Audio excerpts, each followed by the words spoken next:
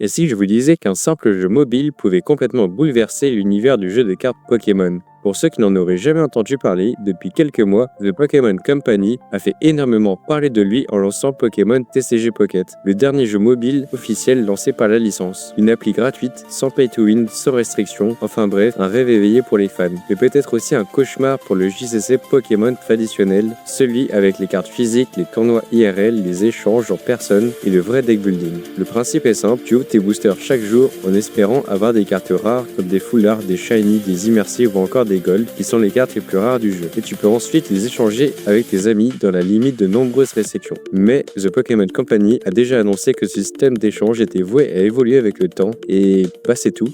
Sinon, pour les joueurs qui aiment la stratégie, il y a le système de combat où tu dois former un deck à partir de cartes que tu as eues dans tes ouvertures de boosters et rien de plus. Et clairement, l'engouement a été immédiat car tout le monde veut ouvrir des boosters gratuitement. Des millions de téléchargements dès les premières semaines et des centaines de vidéos sur TikTok, YouTube ou Instagram. Pour commencer, nous allons voir les différences, les avantages, les inconvénients et surtout ce que cela signifie pour l'avenir du JCC Pokémon. Pokémon TCG Pocket, c'est avant tout une expérience de collection ultra simplifiée où il n'y a que très peu de règles, pas de plateau acheté, pas de tournoi organisé. Ici, tout tourne autour de l'ouverture de boosters et du plaisir d'obtenir de nouvelles cartes. Pas besoin de payer pour gagner, pas besoin d'être un pro du JCC, c'est-à-dire que tout le monde peut jouer à son rythme et à son niveau. Ce qui frappe le plus, ce sont les illustrations. Certains visuels de cartes sont exclusifs à l'appli, avec des effets visuels animés ou en 3D pour les cartes équivalentes ou supérieures en rareté aux cartes X. Un régal pour les collectionneurs qui souhaitent simplement remplir leur galerie visuelle sans dépenser un seul centime.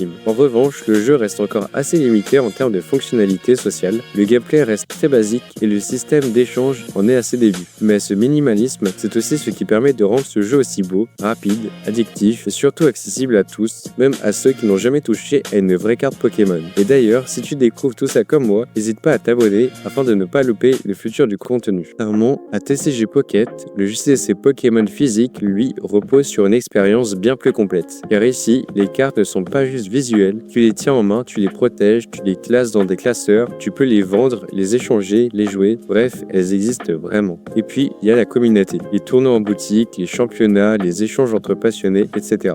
Tout un écosystème autour de simples cartes, avec ses règles, ses formats, ses codes. Une véritable culture populaire va bien au-delà du simple plaisir d'ouvrir des boosters. Et puis, il y a la valeur. Certaines cartes peuvent valoir des dizaines, des centaines, voire des milliers d'euros, comme les Dracofeu de la première génération de 1999, qui vaut aujourd'hui des dizaines de milliers d'euros quand il est classé PSA 10, c'est-à-dire dans un état presque parfait et d'origine.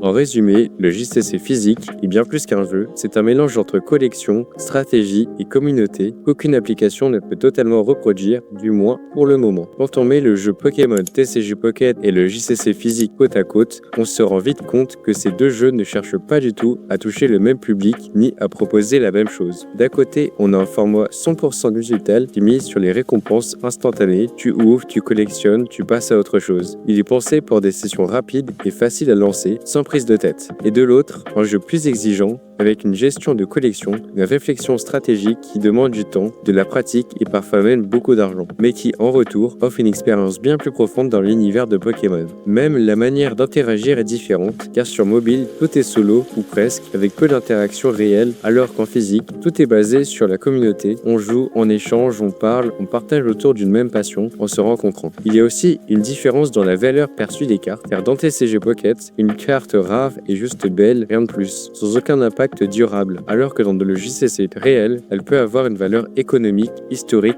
ou affective qui va au-delà du jeu. Alors, est-ce que Pokémon TCG Pocket menace réellement le jeu de cartes Pokémon traditionnel? Eh bien, tout dépend de la façon dont on voit les choses. D'un côté, pour les plus jeunes et les nouveaux collectionneurs, Pokémon TCG Pocket peut largement suffire, mais ça peut clairement détourner certaines personnes du vrai jeu physique. Mais à l'inverse, c'est aussi une porte d'entrée pour les nombreux joueurs qui découvrent l'univers Pokémon grâce au nouveau jeu et finissent parfois par vouloir passer au vrai format en achetant leur premier booster, en s'intéressant aux tournois ou en collectionnant de vraies cartes. Et c'est probablement ce que cherche The Pokémon Company, connecter le monde virtuel et réel. Au final, Pokémon TCG Pocket et le jeu JCC physique ne s'opposent pas vraiment, mais ils pourraient bien changer notre manière de percevoir cette franchise, car cette version simplifiée qui parle à un nouveau public plus large peut, si elle est bien gérée, devenir un tremplin vers l'univers plus profond du jeu de cartes traditionnel. Alors je te pose la question à toi, Est-ce que tu penses que Pokémon TCG Pocket est une menace ou une opportunité pour le vrai CC Pokémon? Dis-moi ça en commentaire.